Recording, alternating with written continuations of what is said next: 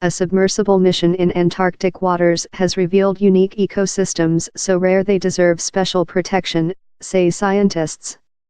The seabed investigation, coordinated by the campaign group Greenpeace, will help build the case for the creation of the world's largest wildlife sanctuary. Covering 1.8 million sq kilometers, the marine reserve will be considered by Antarctic nations at a conference in October. It would ban all fishing in a large part of the Weddell Sea.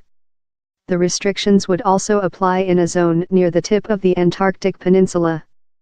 Along with the smaller creatures that live on the seafloor, the reserve would bring additional protection to larger animals such as leopard seals, orcas, humpback whales and penguins. Leading the submersible mission is Dr. Suzanne Lockhart, a research associate at the California Academy of Science. Her work will go towards categorizing the parts of the seabed that she finds to be particularly unique as vulnerable marine ecosystems. She believes the current expedition has already gathered data that argues in favor of special protection. I have looked through the footage and at a particular dive site in the Antarctic Sound. It's really exciting, with a really dense seabed full of life and diversity, she told Newsbay News. These life forms can be very vulnerable to disturbance. I will submit my findings to the committee that looks after these waters and hopefully they will be given special protection. One of the main threats to the health of Antarctic sea life is the increase in the amount of krill being fished. These tiny shrimp-like creatures are used to make fish food to feed farmed stocks. They are also a rich source of omega-3 used in food supplements.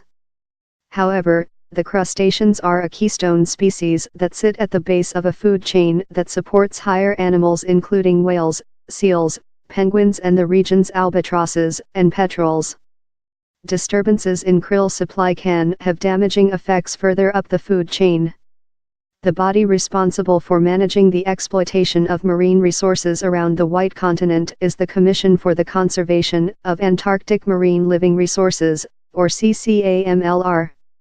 It is made up of 24 member states, and the EU, and they must approve any reserve proposal unanimously. There is evidence that marine reserves only work with proper policing and resources for enforcement, but Frida Bengtsson, head of the Greenpeace mission, does not see this as a barrier.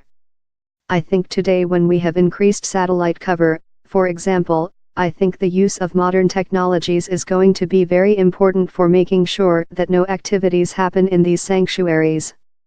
We have the tools, it's just having the willingness to use them. At their meeting in October 2016, CCAMLR members agreed to create a reserve in the Ross Sea on the other side of the continent. The restricted area encompassed some 1.6 million sq kilometers. The Weddell proposal was formulated by Germany and submitted by the EU. It has UK support.